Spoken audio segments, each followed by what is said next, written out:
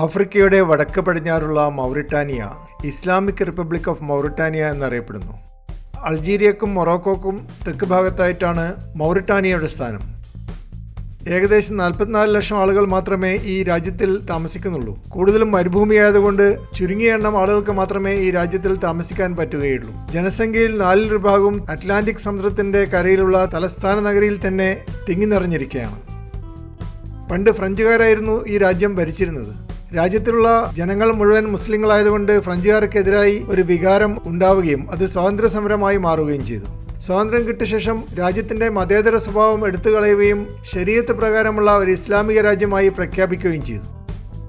എങ്കിലും ഇവിടെയുള്ള മുസ്ലിങ്ങൾ പലതവണ പരസ്പരം പോരാടുകയും സംഘർഷങ്ങൾ ഉണ്ടാക്കുകയും ചെയ്തിട്ടുണ്ട്. അറബിക് ഭാഷ സംസാരിക്കുന്നവരായതുകൊണ്ട് രാജ്യത്തിന് അറബ് ലീഗിൽ മെമ്പർഷിപ്പ് കിട്ടിയിട്ടുണ്ട്. മിക്കവാറും എല്ലാവരും സുന്നി വിഭാഗത്തിൽപ്പെട്ട മുസ്ലിങ്ങളാണ്. എങ്കിലും 50,000-ഓളം ഷിയാക്കളും ഇവിടെ താമസിക്കുന്നുണ്ട്. കർക്കശമായ ഇസ്ലാമിക നിയമങ്ങൾ നടപ്പാക്കിയിട്ടുള്ള മൗറിറ്റാനിയയിൽ നിരീശ്വരവാദികൾക്ക് വധശിക്ഷ നൽകുന്നുണ്ട്. ജനങ്ങൾ പൊതുവെ നാടോടി ജീവിതശൈലി ഉള്ളവരാണ്. ധാരാളം ഉരുക്കു നിക്ഷേപം ഈ രാജ്യത്തിലുണ്ട്. അതുപോലെ ചെറിയ അളവിൽ സ്വർണവും ചെമ്പും ഇവിടെയുണ്ട്. പെട്രോളിയം നിക്ഷേപമുണ്ടെങ്കിലും അവ ഉപയോഗപ്പെടുത്തുവാൻ ഇതുവരെ പറ്റിയിട്ടില്ല. മറ്റു രാജ്യങ്ങളെക്കാൾ ചെലവേറിയതാണ് ഇവിടെ പെട്രോളിയം ഖനനം എന്നാണ് ശാസ്ത്രകാരന്മാർ പറയുന്നത്.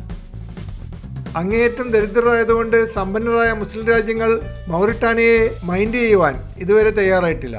എങ്കിലും യുണൈറ്റഡ് അറബ് എമിറേറ്റ്സ് ഗ്രാമപ്രദേശങ്ങളിലെ വീടുകൾക്ക് സോളാർ പാനലുകൾ ഉണ്ടാക്കി കൊടുത്തിട്ടുണ്ട്.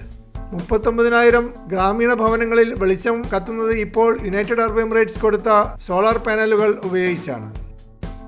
മൗറിറ്റാനിയയിലെ ഗവൺമെന്റ് ഏകാധിപത്യ രൂപത്തിലുള്ളതും മനുഷ്യാവകാശങ്ങൾ ലംഘിക്കുന്നതുമാണെന്ന് ആംനസ്റ്റി ഇന്റർനാഷണൽ പോലെയുള്ള സംഘടനകൾ പരാതിപ്പെടുന്നുണ്ട്.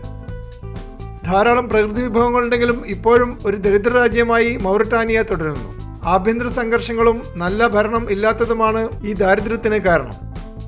ഭൂരിഭാഗം ജനങ്ങളും കാർഷിക വൃത്തിയിലും കന്നുകാലി വളർത്തലിലും ഏർപ്പെട്ടിരിക്കുന്നു.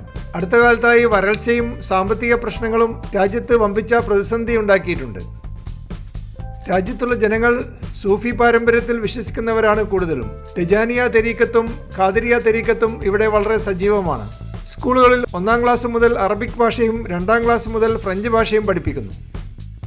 പുരുഷമേധാവിത്വവും ബാലവേലയും മനുഷ്യക്കടത്തും ഈ രാജ്യത്തെ അലട്ടുന്ന സാമൂഹ്യ പ്രശ്നങ്ങളാണ്.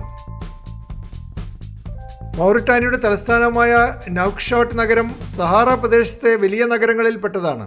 രാജ്യത്തിൽ ആകെ ഒരു നഗരമേ ഉള്ളൂ. അതുകൊണ്ട് സാമ്പത്തിക തലസ്ഥാനവും ഇവിടെ തന്നെയാണ്. 65 വർഷം മുമ്പ് വരെ ഒരു ഗ്രാമമായിട്ടാണ് നൗക്ക്ഷോട്ട് കണക്കാക്കപ്പെട്ടിരുന്നത്. രാജ്യത്തിന്റെ തലസ്ഥാനമായി തിരഞ്ഞെടുത്തതോടുകൂടി 15,000 ആളുകൾക്ക് താമസിക്കാൻ മാത്രം സൗകര്യമുള്ള ഒരു നഗരം ധൃതിയിൽ ഉണ്ടാക്കുകയായിരുന്നു. എന്നാൽ ഗ്രാമങ്ങളിലുള്ള ജനങ്ങൾ കൂട്ടത്തോടെ തലസ്ഥാന നഗരിയിലേക്ക് താമസം മാറിയതോടുകൂടി ജനസംഖ്യ ഇപ്പോഴത്തെ നിലവാരമായ 12 ലക്ഷത്തിലേക്ക് ഉയരുകയുണ്ടായി. അതുകൊണ്ട് നഗരത്തിന്റെ പല ഭാഗങ്ങളും ചേരി പ്രദേശമാണ്. കുടിവെള്ളത്തിനും ഉറപ്പുള്ള വീടുകൾക്കും ക്ഷാമമുണ്ട്. തലസ്ഥാന നഗരിയായ നൗക്ക്ഷോട്ടിൽ ചൈനക്കാർ ഒരു വലിയ തുറമുഖം ഉണ്ടാക്കിയിട്ടുണ്ട്. അതുപോലെ നൗക്ക്ഷോട്ട് സർവകലാശാലയിൽ 2,800-ഓളം വിദ്യാർത്ഥികൾ പഠിക്കുന്നു. 70 പ്രൊഫസർമാർ ഇവിടെ ജോലി ചെയ്യുന്നുണ്ട്. 700 കിലോമീറ്റർ നീളമുള്ള ഒരു റെയിൽവേ ട്രാക്കും ഈ രാജ്യത്തിലുണ്ട്. കൂടുതലും ഇരുമ്പയിര് ട്രാൻസ്പോർട്ട് ചെയ്യാൻ വേണ്ടിയിട്ടാണ് ഈ റെയിൽവേ ട്രാക്ക് ഉപയോഗിക്കുന്നത്. എങ്കിലും യാത്രക്കാരെയും ഈ തീവണ്ടികൾ കൊണ്ടുപോകാറുണ്ട്. 200 വാഗണുകൾ വരെ ഒന്നിച്ചു കൊണ്ടുപോകുവാൻ ശേഷിയുള്ള എഞ്ചിനുകളാണ് ഇവിടെ ഉപയോഗിക്കുന്നത്. മൗറിറ്റാനിയയിലെ ഏറ്റവും വലിയ ടൂറിസ്റ്റ് അട്രാക്ഷൻ ഷിങ്കത്ത് പട്ടണമാണ്. പണ്ടുകാലത്ത് ആഫ്രിക്കയിലെ ഹജ്ജ് യാത്രക്കാർ വിശ്രമിച്ചിരുന്ന ഒരു ഇടത്താവളമായിരുന്നു ഷിങ്കട്ടി നഗരം. 700 വർഷം പഴക്കമുണ്ട് ഈ നഗരത്തിന്. യുനെസ്കോ ഈ നഗരത്തെ ഒരു പൗരാണിക പൈതൃകമായി തിരഞ്ഞെടുത്തിട്ടുണ്ട്.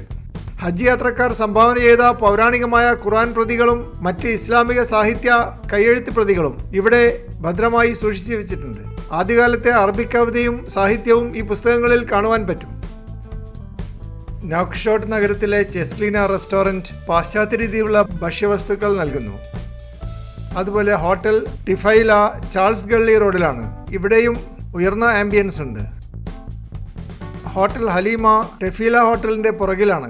ഫ്രഞ്ച് രീതിയിലുള്ള ഭക്ഷണമാണ് ഇവിടെ നൽകുന്നത്.